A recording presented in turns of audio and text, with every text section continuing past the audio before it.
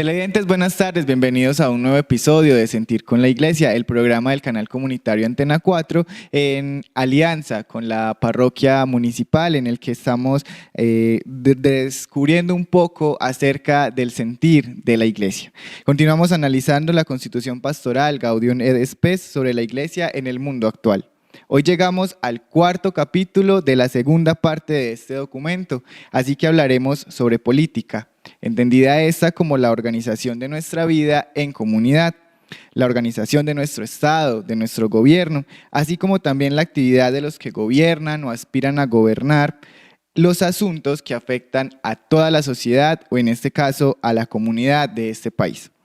También vamos a tocar un poco este concepto del bien común que está muy ligado a la vida política, razón por la que todos somos seres políticos. Todos en medio de nuestras diferencias estamos trabajando por ese bienestar común y nos asociamos, cabildeamos, buscamos lo que consideramos mejor para todos. De eso se trata la política y hoy veremos la visión que tiene la Iglesia Católica sobre este tema y qué mensaje nos brinda el Evangelio para ejercer o instaurar una política acorde con la dignidad humana y con la libertad. Hoy me encuentro, como siempre, con nuestro coordinador eclesial, el presbítero Jesús Antonio Agudelo, y con el párroco de nuestra localidad, el párroco Norberto Gallego. ¿Cómo están? Bienvenidos nuevamente. Bueno, entremos en materia. Podríamos definir política como el conjunto de procedimientos y medidas que se adoptan para dirigir los asuntos que afectan a la sociedad o que tienen relación con ella. Entonces viene la primera pregunta y es, ¿la Iglesia es una institución política? Sí, muy buena. Un saludo a todos los televidentes. Complementar un poco, Marcos, la definición de política. Política viene del griego polis, que significa pueblo. Y la política es todo lo que se refiere al pueblo, así como el político es el que gobierna y dirige al pueblo. Entonces, también como esa aclaración sobre lo que es política.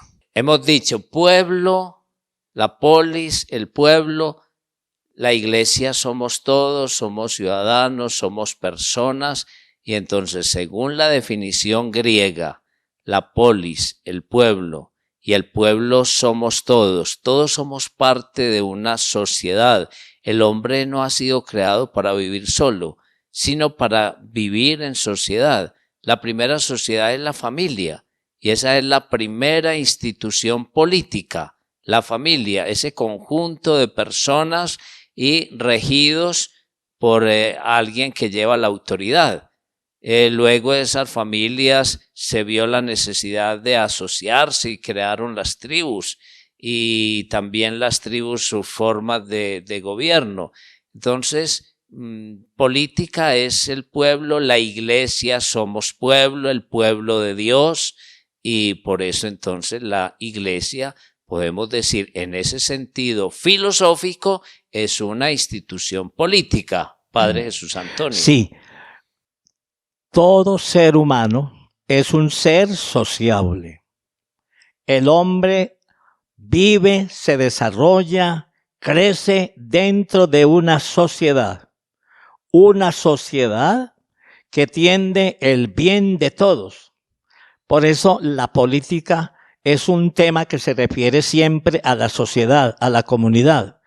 Podríamos decir que política es un derecho humano que tiene el hombre como persona social para vivir en comunidad.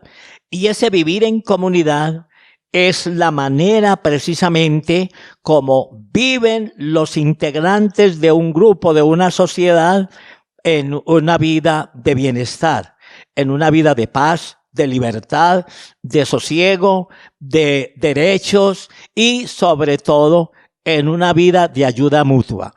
Política, como decía el padre Norberto, es una palabra que nos expresa la realidad de la sociedad como pueblo, como un pueblo que no es una masa, que no es una fuerza loca, sino pueblo es una sociedad organizada que tiende siempre al bien común. Bueno, yo creería que en realidad la iglesia y todas las instituciones, incluso todos los seres humanos, de alguna manera somos políticos, porque incluso los medios de comunicación, así debamos mantener una posición neutral en asuntos de la vida pública, porque realmente todas nuestras funciones, nuestras actividades en sociedad, pues tienden hacia lo que ustedes estaban hablando, como buscar un bienestar, un consenso entre todos, una vida en sociedad. Entonces, de esa manera, creería yo que todos somos políticos, incluso las instituciones. Pero entonces también viene un tema y es que la política se suele dividir digamos, en dos extremos, derechas e izquierdas.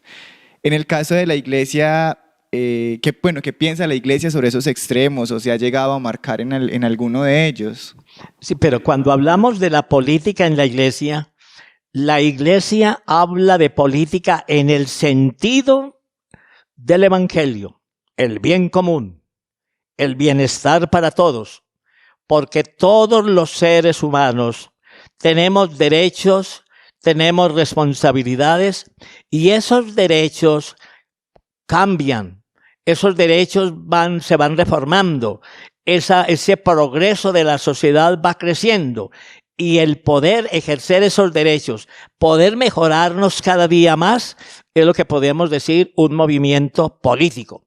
Porque cuando hablamos de política, tenemos como el peligro de quedarnos en unas simples campañas electoreras. Tenemos el peligro de quedarnos en partidos, en candidatos. Eso sería un aspecto de la política. Pero la política, para poder estar como bien cimentados y aclarar bien el tema, es el derecho que todo ciudadano tiene de tender y de llegar al bien común, porque todos tenemos derecho a llevar una vida de bienestar, una vida de justicia, una vida de progreso y una vida de libertad.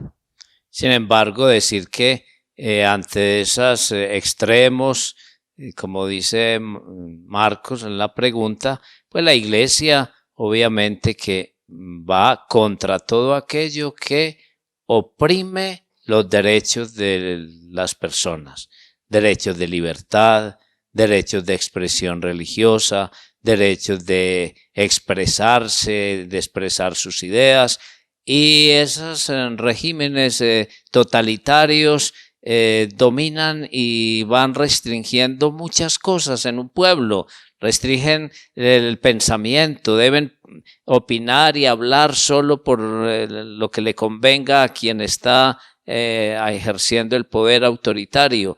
Hemos visto en noticias que hay en ciertos pueblos, mandan a cerrar los canales de televisión, a cerrar emisoras, mandan callar la iglesia. Esas cosas no debieran ser. Y la iglesia levanta su voz diciendo que esa forma de regir un pueblo no es la querida ni es la que se desea. Y hay algo muy importante. Política es el derecho a participar de la opinión pública. Porque, como decía el padre, creemos que política son crear leyes que van en contra de la misma sociedad. Por ejemplo, aprobar una ley del aborto. Por ejemplo, aprobar una ley de matrimonio gay. Todas esas cosas que vemos hoy, todas esas fórmulas. Esas leyes van contra el sentido del bienestar de la comunidad. Y por eso la iglesia está en contra de todas estas normas, mentalidades que van en contra de la opinión pública y de en contra de la sociedad. Y van a favorecer unos grupos o unas personas, como se da, por ejemplo, en todas estas leyes que se están dando ahora, la eutanasia, el aborto, todas estas cosas. Pero política también podría ser entonces, digamos, las discusiones o los diálogos que se dan en torno a ese tipo de temáticas a la hora de crear las leyes. Sí, se requiere que una ley sea recoger el consenso de un pueblo, y el pueblo elige sus legisladores, y los legisladores deben estar siempre con el oído puesto en el sentir del pueblo, porque a veces son cosas minoritarias para todo un pueblo, sin tener en cuenta el sentir del pueblo, de la polis. La verdadera política es la que tiene en cuenta el sentir de un pueblo para legislar, para gobernar, para todos esos aspectos fundamentales de un pueblo. Viendo el tema un poco de los totalitarismos, se han dado casos donde la iglesia, digamos, medie en asuntos de poder y, digamos, medie en esos casos de abusos de poder. Pero es muy difícil en ese caso, porque los que están abusando del poder generalmente son personas que callan a la iglesia, no quieren que su voz se oiga. Entonces no admiten que venga la iglesia a mediar ahí, porque ellos no admiten mediación alguna, están siempre en su ley, en su línea autoritaria, y no admiten ni el diálogo, nada, ellos no admiten nada. Y se brincan las constituciones y las reforman a su amaño.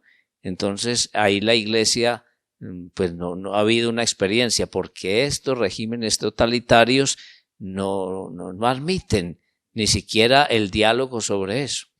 Cuando la iglesia reclama derechos, cuando la iglesia nos habla de política como un derecho natural, la iglesia está reclamando y está clamando por la dignidad del ser humano.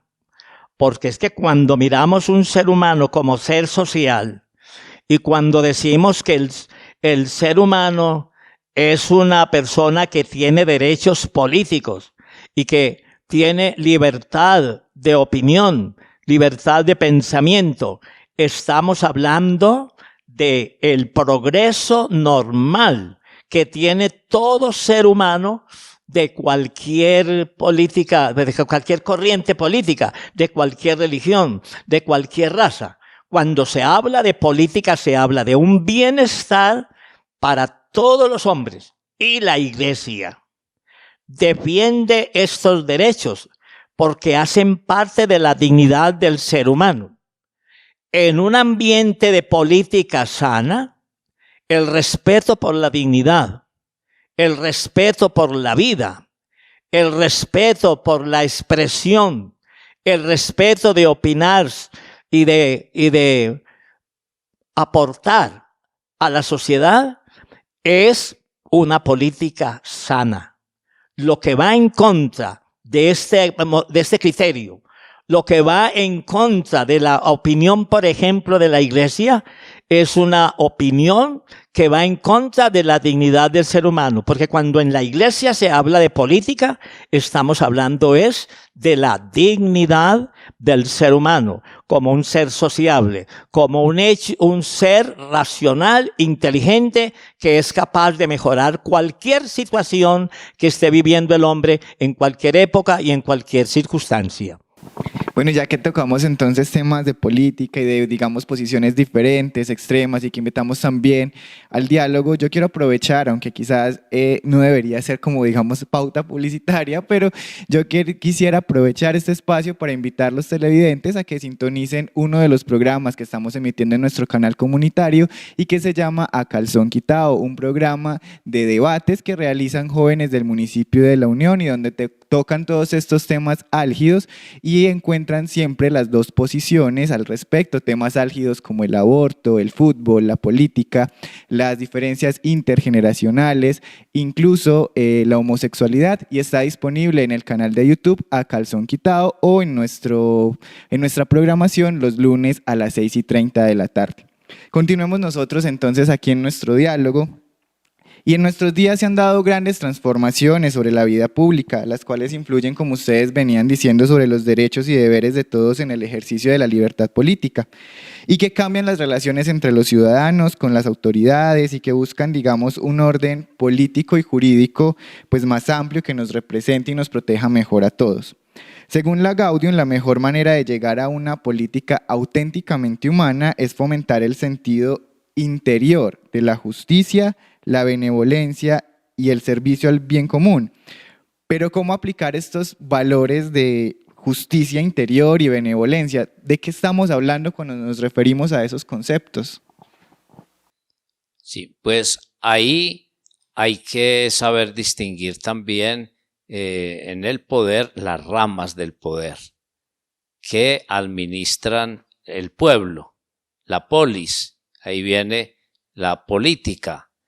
Sabemos que está esa rama legislativa, la rama ejecutiva y debe haber una armonía, porque a veces pues sí, la rama ejecutiva no va muy en sintonía con la rama legislativa, o al contrario, legislar, sacar las leyes para un pueblo requiere estar en sintonía con el sentir del pueblo, y el gobernante estar en sintonía con el pueblo. Pero hay algo también muy importante.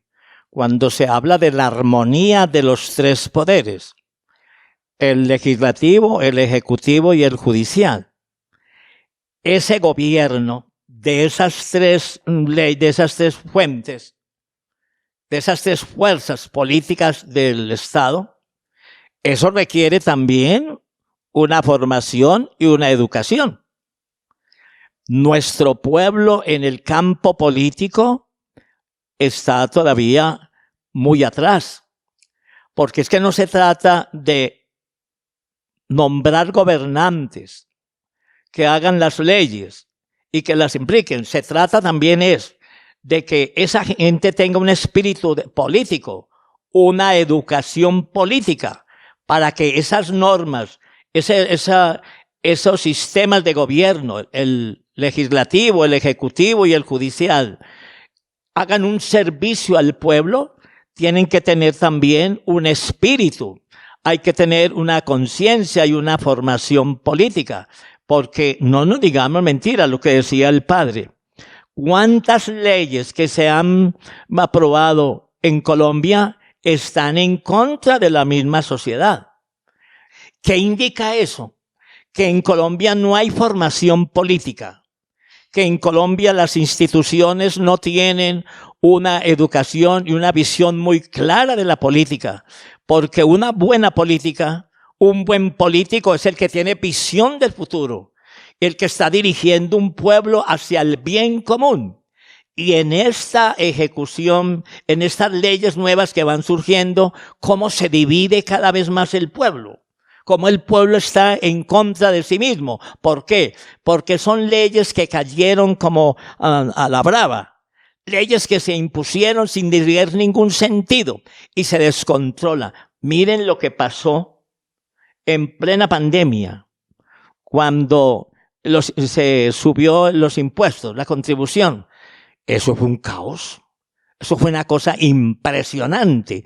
Ahí que faltó conocimiento político, faltó capacidad de gobernar, porque un gobierno tiene que tener un sentido grande de la política para saber que ese trabajo que él está haciendo en su servicio a la comunidad. Y entonces esa falta de formación política es lo que descontrola y lo que hace cometer desaciertos en las mismas autoridades. Para nosotros hoy en Colombia, una nueva ley, un cambio de gobierno, eso crea descontroles y crea situaciones muy difíciles. Pongamos nosotros a pensar, la gente está en expectativa. ¿Cómo irá a pensar este gobierno? ¿Cómo irá a trabajar? Están temblando las empresas. Están temblando la agricultura. El campo está temblando. ¿Por qué? Porque es que no se sabe qué va a haber. No se sabe qué va a pasar. Eso es un desconocimiento político. Esa es una falta de ver que el pueblo va hacia el bien común y que el pueblo tiene que progresar y el pueblo tiene que adquirir cada día más ese conocimiento del bien común, porque todo mundo, todos, desde el hogar, la familia, el municipio, la parroquia, el departamento, todos los grupos humanos tienden hacia el bien común, hacia un bienestar cada día mejor. Y todos somos responsables de crear ese bien común. Bueno, mientras usted nos decía también que hay un cierto, digamos, un temor o una incertidumbre frente a ese cambio de gobierno y que yo considero pues que es algo normal, pues que es algo que se vive casi que cada 4 años en un cambio de gobierno. Yo creería que eso también está basado en el temor que le tienen los mismos ciudadanos y los colombianos en sí a las instituciones políticas del país o a las instituciones que nos gobiernan, porque es que realmente no debería haber tanta incertidumbre en un cambio de gobierno, porque al fin y al cabo se supone que las decisiones importantes las toma el pueblo, que el poder en una democracia es del pueblo, y entonces ahí es donde yo considero que no es tanto un temor hacia el tema de derechas o izquierdas, sino una desconfianza en las instituciones que tenemos por la fragilidad de las mismas o por la corrupción que han tenido en ese sentido. Sin embargo, hay expertos que dicen que Colombia es una de las democracias más fuertes y que en realidad pues no deberíamos sentir tanto temor con un cambio de gobierno como este. ¿Qué opinan ustedes al respecto? Pues indudablemente es un cambio que se ha operado en Colombia, no estrenado, y que se va a estrenar este grupo político con el gobierno. Hay siempre mucha incertidumbre, pero recuperemos la confianza. Esperemos que nos va a ir bien, que va a ser un gobierno para todos. Su discurso inaugural dio mucha tranquilidad a mucha gente. Ser optimistas. Si al gobierno le va bien, a todos nos va bien.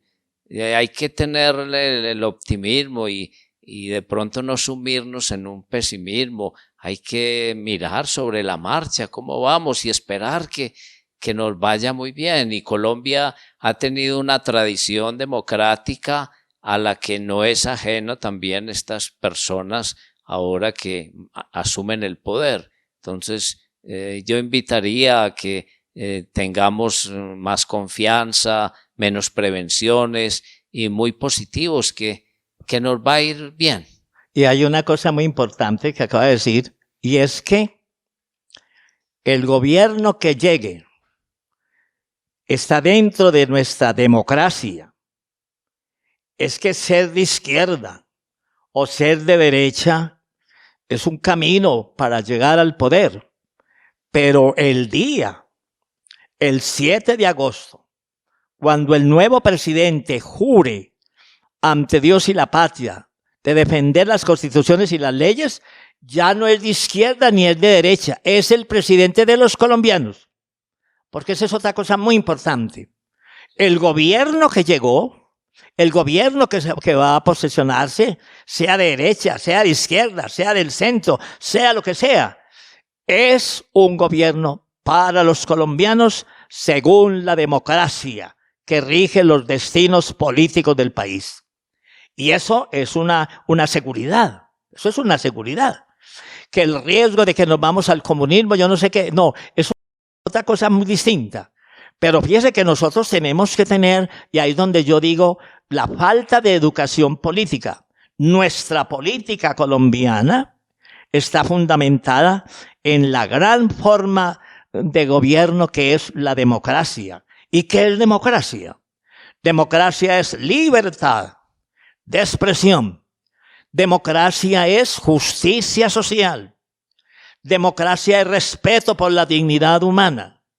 Democracia es poder vivir hoy aquí y mañana allá, sin detrimento, sin ir en contra de nadie. Y eso es lo que nosotros necesitamos. Yo digo que si el presidente que sea, Petro, cualquier presidente, va a posesionarse como un presidente demócrata dentro de la libertad, que tiene otras opiniones distintas. Magnífico. Todos estamos esperando un cambio, todos. Todos queremos cosas nuevas, todos queremos una mentalidad nueva. Pero ¿qué pasa? Recordemos que tenemos una democracia que llevamos 200 y pico de años. En esos 200 años han habido cosas muy buenas, han habido cosas horribles, han habido muchos momentos difíciles, pero es la democracia. Y la democracia es lo que nos ha salvado, porque tenemos unos principios firmes y constantes. ¿Que hemos fallado los demócratas? Seguro. Ha habido muchos errores, pero tenemos que tener una educación demócrata, porque eso es política. La democracia colombiana es el fundamento de la política en Colombia. Bueno, yo siempre he dicho que una democracia fuerte es lo que nos puede salvar de cualquier extremo. Volvamos a la relación iglesia-estado. En Colombia, digamos que pues, constitucionalmente hay una separación entre la iglesia y el estado, pero yo me atrevería a pensar que la iglesia ha estado muy presente en muchas decisiones estatales o en muchos, incluso eventos estatales. Entonces la pregunta es, ¿cómo está esa relación iglesia-estado en Colombia? Sí, volvemos a lo de que es la política, es el manejo de un pueblo, y el Estado tiene su autonomía, la Iglesia también por su derecho canónico, derecho internacional igualmente, pero se requieren unas sanas relaciones. Estamos trabajando por el mismo pueblo, por el mismo pueblo. Nosotros como iglesia apoyamos todo lo que vaya en bien del pueblo. Y miremoslo aquí a nivel local. Siempre, pues a mí me han tocado 2 alcaldes. ¿Y qué he dicho? Siempre apoyar al que nos gobierna y trabajar de la mano, no estar en peleas, no estar en situaciones, trabajar de la mano por el bien del pueblo, el bien de la comunidad. Y lo mismo a nivel internacional, la iglesia, trabajar en bien de los pueblos, apoyando las cosas buenas. Entonces debe haber una sana relación porque estamos trabajando con el mismo pueblo. ¿Cómo progresa un pueblo como jardín? Tiene que progresar de todas maneras por la armonía que decíamos ahora, por la armonía que hay entre la iglesia y el estado civil. Tiene que haber armonía, porque el objetivo de la iglesia y el objetivo de la ley civil es el pueblo de Dios. El pueblo colombiano es el objetivo del progreso, del mejoramiento del pueblo. Y ahí está precisamente la ley civil y la ley eclesiástica, que deben estar unidos en una gran solidaridad, fraternidad y de mucha responsabilidad.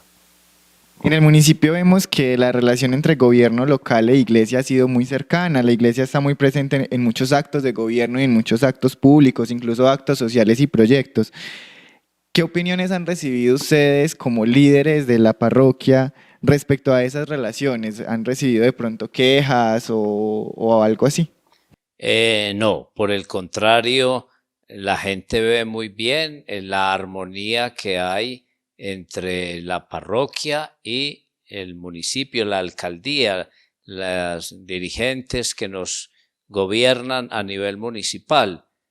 De pronto, la única molestia que hubo fue mis relaciones con el consejo, que yo voy allí, hago una oración y allí los he acompañado, porque en las mismas constituciones de la iglesia está que esas relaciones deben tocar todos los estamentos, llevar una buena relación con todos.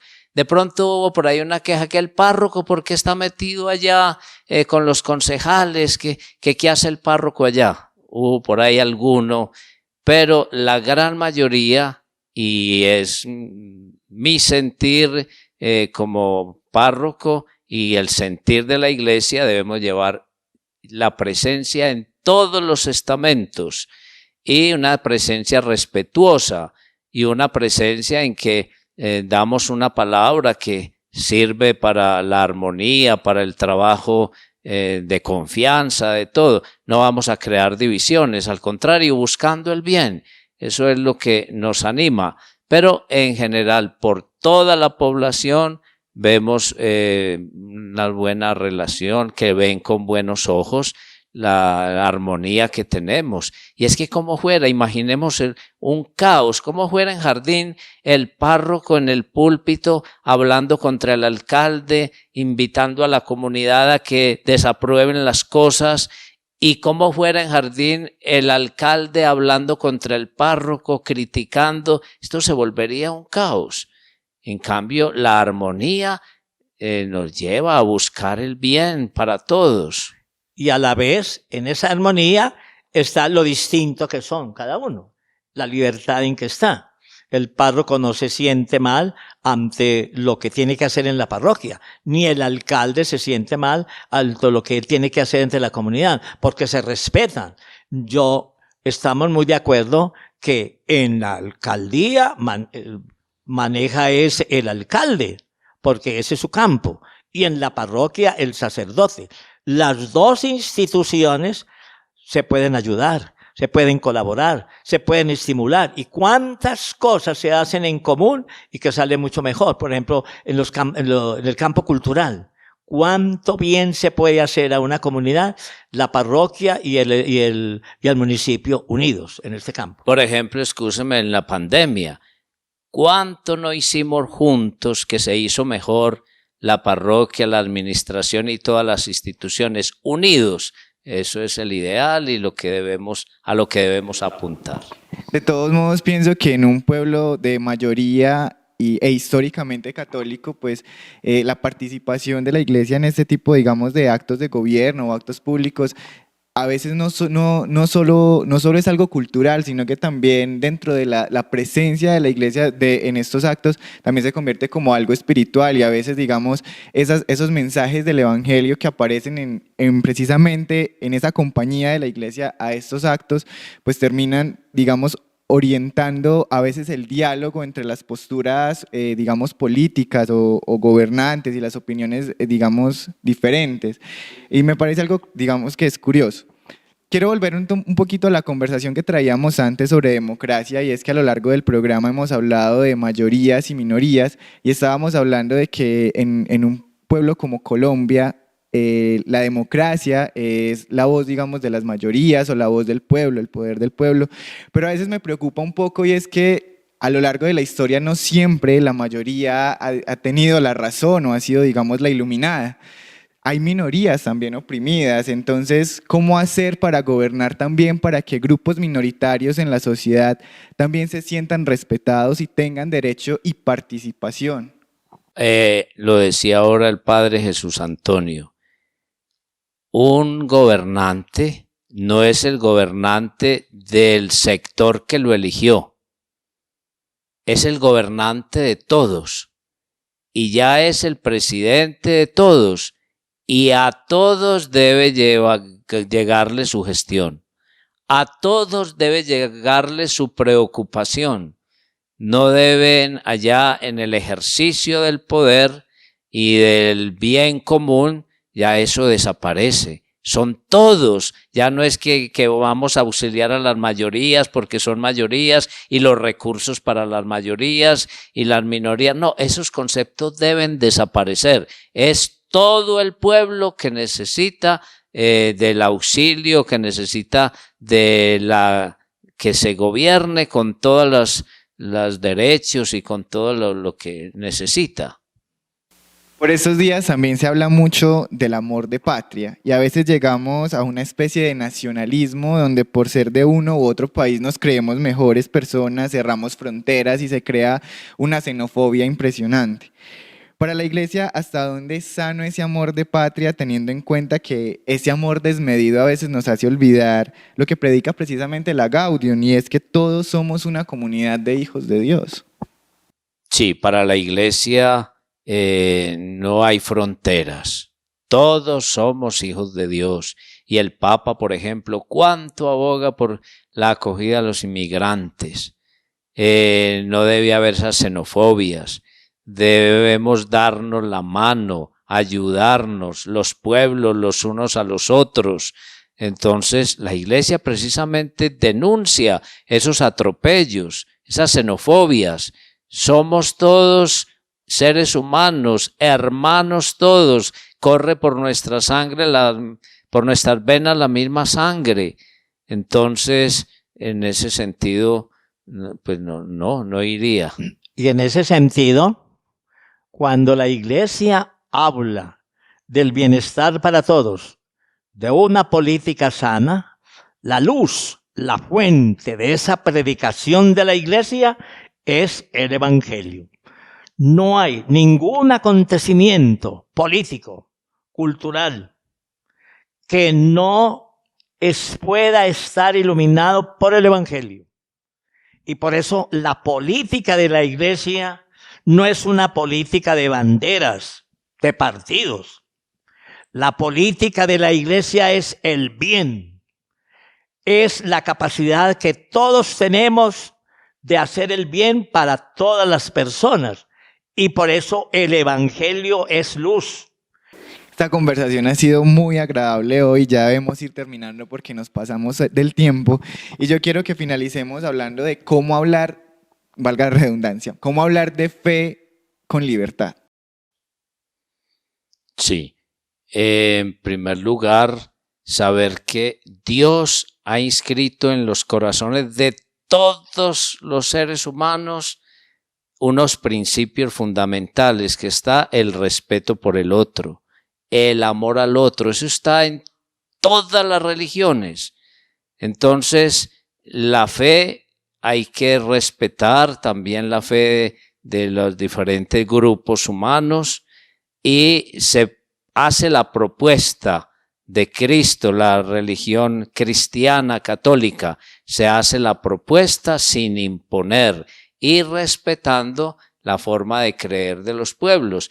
Y la Iglesia hace la propuesta, así como Cristo le dijo a los apóstoles, vayan al mundo entero y bauticen en el nombre del Padre, del Hijo y del Espíritu Santo. Esa propuesta permanece válida y se hace respetando la fe de otros pueblos.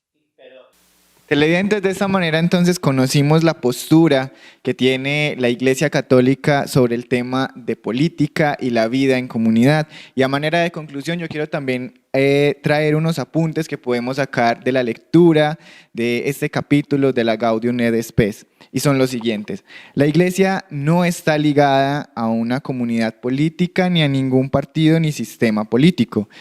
Comunidad política e iglesia son autónomas, trabajan en distintos campos, pero están al servicio del hombre y es ahí donde encuentran una relación. Muchas veces la iglesia se apoya en el poder civil para difundir el evangelio, pero entonces se aleja cuando la pureza de su mensaje por X o Y razón empieza a verse empañada. La Iglesia valora a las personas que trabajan en el sector público y en la política y asimismo les recuerda que deben trabajar al servicio del bien común y no en intereses propios o egoístas. La Iglesia rechaza la injusticia, la opresión, la intolerancia y el absolutismo y por ello invita a los políticos y a los ciudadanos a evitarlos. La Iglesia invita a una política verdaderamente humana, la cual puede lograrse fomentando el sentido de la justicia, la benevolencia y el servicio al bienestar común. Así pues, la comunidad política nace para buscar ese bien común y sus modalidades de organización, cualquiera que sean, deben formar hombres cultos, pacíficos y benévolos. Finalmente, la Iglesia aboga para que los ciudadanos sean formados bajo una educación cívica y política, la cual se hace necesaria para que todos los ciudadanos puedan cumplir su misión en la sociedad. Quiero agradecerles a nuestros invitados por la compañía y a ustedes televidentes recordarles que seguimos trabajando en este documento y después vamos a seguir tocando otros temas un poco álgidos y vamos a conocer esa visión que tiene la Iglesia frente a ellos para que ustedes en casa se formen también sus propias opiniones, no solamente las que les entregamos acá, sino las que ustedes de alguna manera también pueden consultar en otros espacios o formarse en otros escenarios y así pues construir seres más críticos y televidentes más críticos. Muchas gracias por acompañarnos.